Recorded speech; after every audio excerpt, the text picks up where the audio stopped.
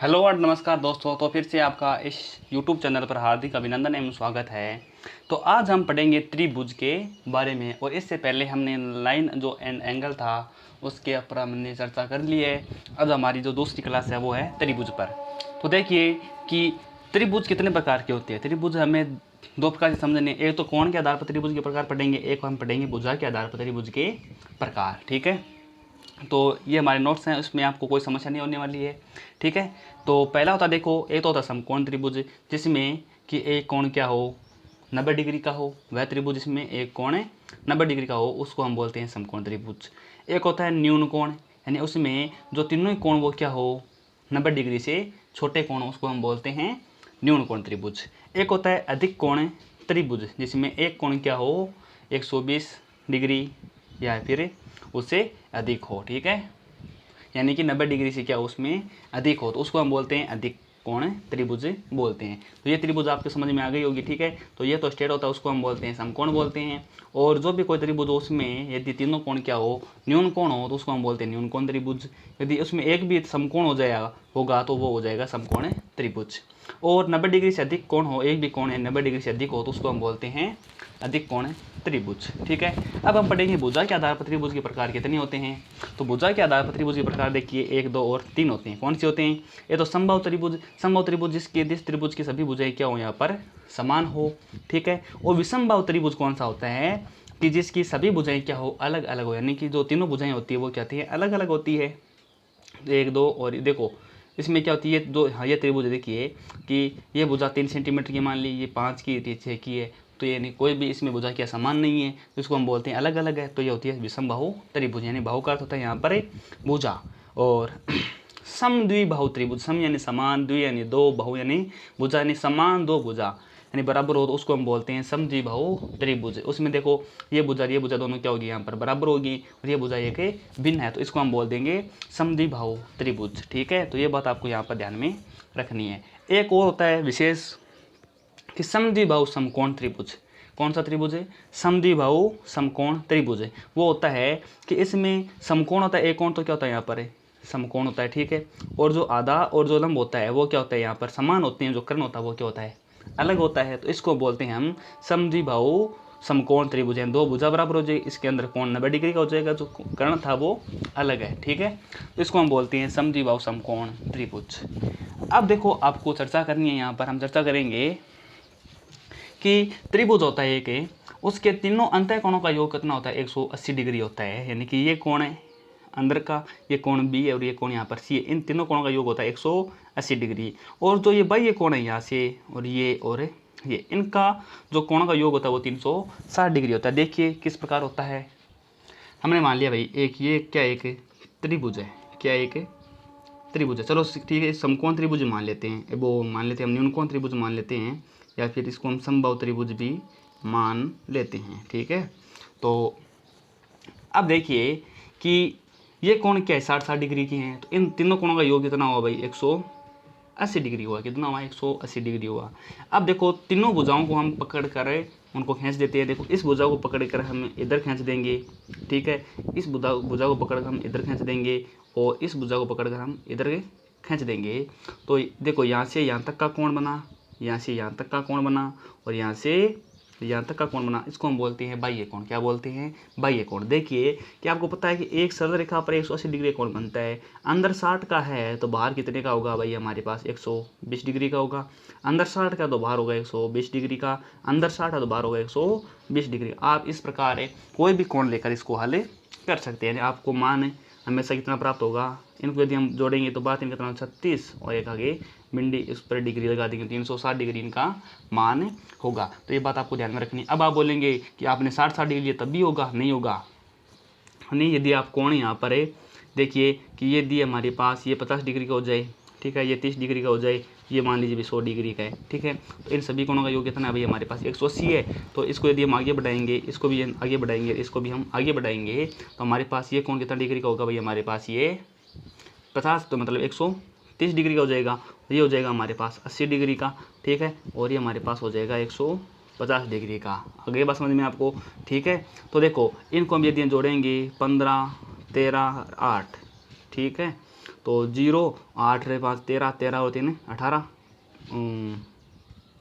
कितना होता है भाई यहाँ पर 18 16 होता है 16 का हाथ भाई 1 ठीक है 1 1 2 और 1 3 है 360 डिग्री यहाँ पर हो रहा है ठीक है। तो आप इस प्रकार इन त्रिभुजों को यहाँ पर समझ सकते हैं, यानी अंतः कोण क्या होता है और बाह्य कोण क्या होता है। तो बात आपको समझ में आ गई होगी ठीक है। अब हम आगे चलते हैं। आगे आपको बात ध्यान में रखनी है कि किसी भी त्रिभुज की जितनी भुजा बराबर होगी उतने कोण भी आपस में बराबर होंगे। देखिए कि देखो ये तीनों कोण के आपस में बराबर हैं, तो इनकी तीनों भुजाएं वो भी मान में आपस में क्या होगी बराबर होगी ठीक है। और जैसे कि ये देखिए कि 55 डिग्री 55 डिग्री यहाँ पर दो कोण समान हैं और ये क्या एक भिन्न है, तो इस कोण के सामने की भुजा ये और इस कोण के सामने की भुजा ये दोनों आपस में क्या होगी बराबर होगी, ये क्या होगी एक भिन्न होगी ठीक है। और यहाँ पर देखिए कि ये कितने डिग्री का 100 डिग्री का, ये 50 डिग्री का, ये कितना 30 डिग्री, तीनों अलग अलग है। तो ये क्या होगा भाई तीनों भुजाएं इसकी क्या होगी अलग अलग होगी ठीक है। ये देखो भुजा को प्रदर्शित करता है कि ये अलग है, ये अलग है और ये तीन हम कहते हैं ये भी क्या यहाँ पर अलग है। तो देखिए कि अब आप बताइए ये कौन कौन जो त्रिभुज कौन कौन से त्रिभुज है। यहाँ पर देखिए कि ये कौन सा है न्यून कोण है 90 डिग्री छोटा कोण है, तो इसको बोल देंगे हम न्यून कोण त्रिभुज बोल सकते हैं।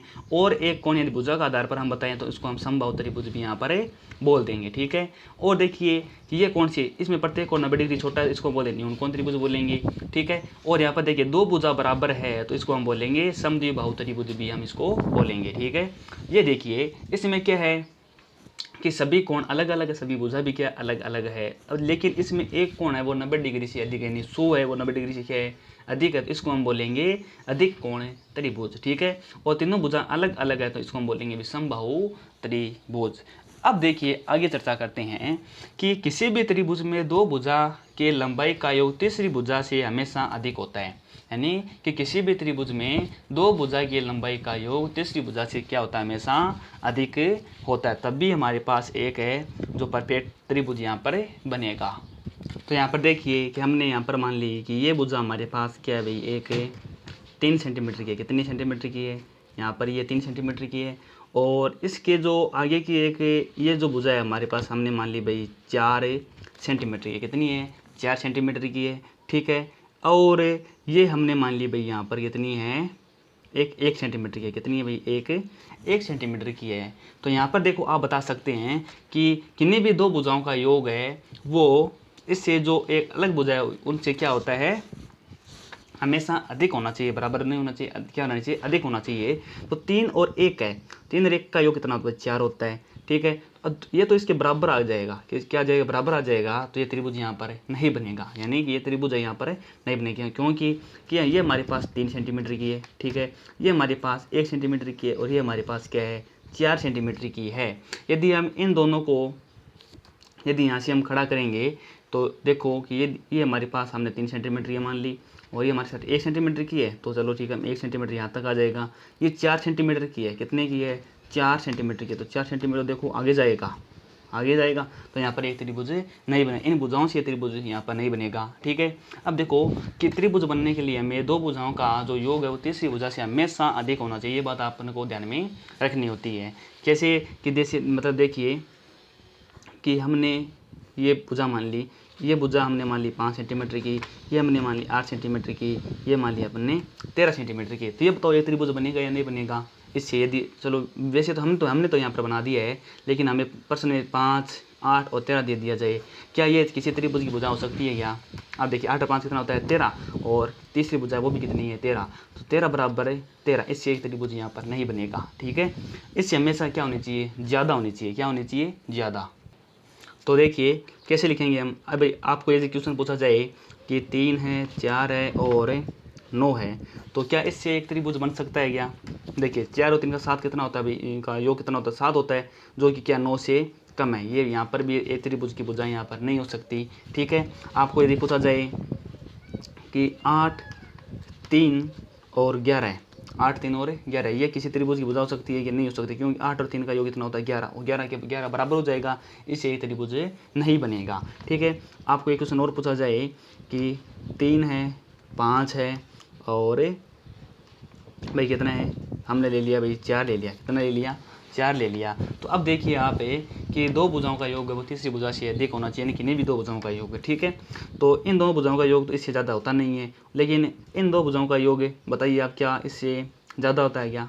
बिल्कुल ज़्यादा होता है। क्या होता है? 4 और 3 7 है। कितना है? 7 7 है, जो 5 से क्या है? अधिक है। तो यहाँ पर जो ये एक त्रिभुज की भुजा यहाँ पर हो सकती है। तो देखिए हमारे पास एक क्वेश्चन है और उसमें देखिए यहाँ पे कि नीचे दिए गए माप के समूह में से, ये क्वेश्चन है कि नीचे दिए गए माप के समूह में से कौन सा विकल्प है किसी त्रिभुज की भुजाएं बन सकती है। देखिए 9, 6 और 2 है। तो यहाँ पर देखिए दो भुजाओं का योग क्या कि सबसे बड़ी भुजा है उससे अधिक हो रहा है क्या, कि सबसे दो छोटी भुजाएं 6 और 2 8 है, इनसे छोटा है, तो ये त्रिभुज की भुजा नहीं हो सकती।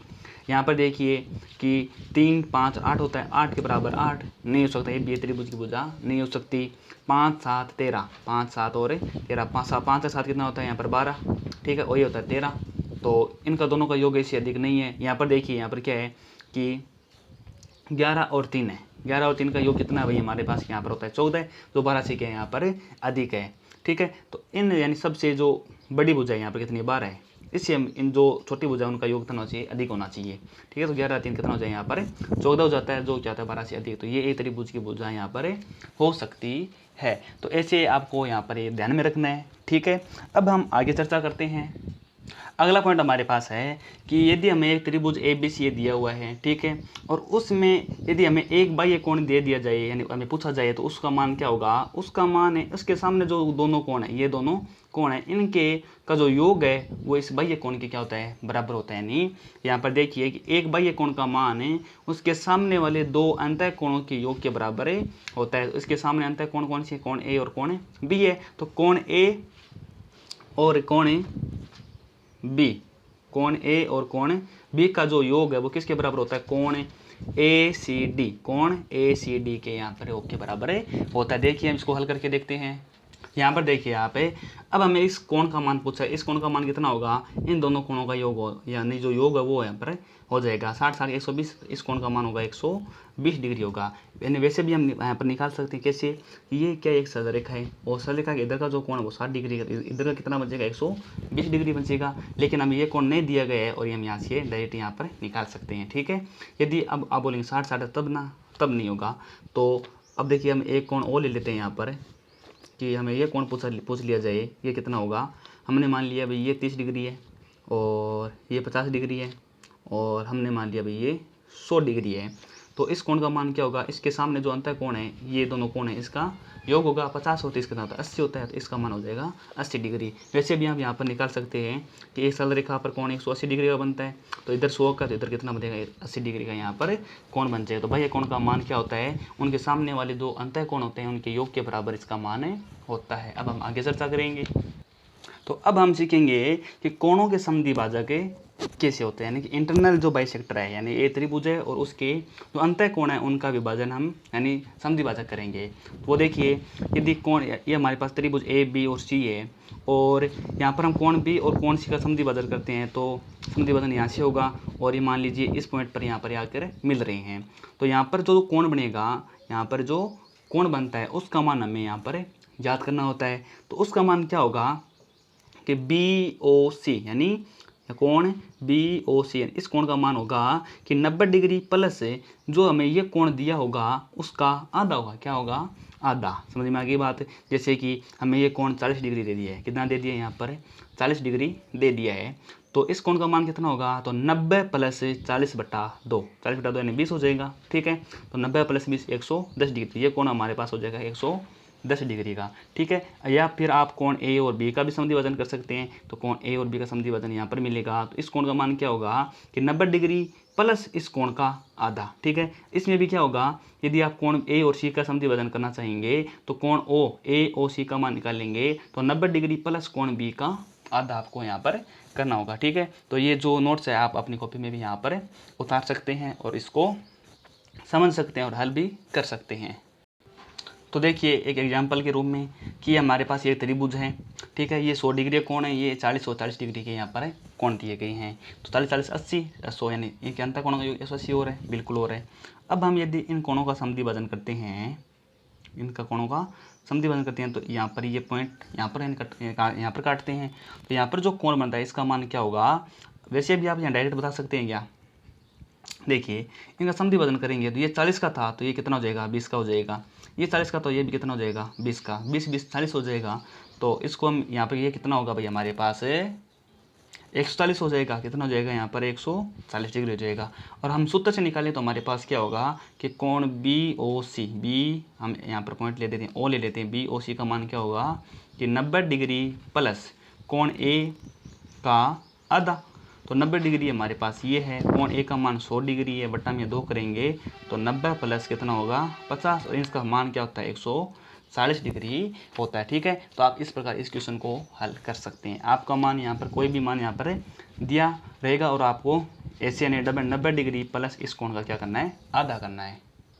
आप यहाँ पर भी समझ सकते हैं कि ये कोण 60 डिग्री का है तो हमें ये कोण ज्ञात करना है। तो कोण कैसे ज्ञात करेंगे, डायरेक्ट निकाल सकते हैं आप 90 डिग्री प्लस है इस कोण का आधा, तो 90 प्लस यानी 30 हो जाएगा, कितना हो जाएगा यहाँ पर 120 डिग्री हो जाएगा। अब हम चर्चा करेंगे कि बाह्य कोणों का समद्वि वजन कैसे होता है।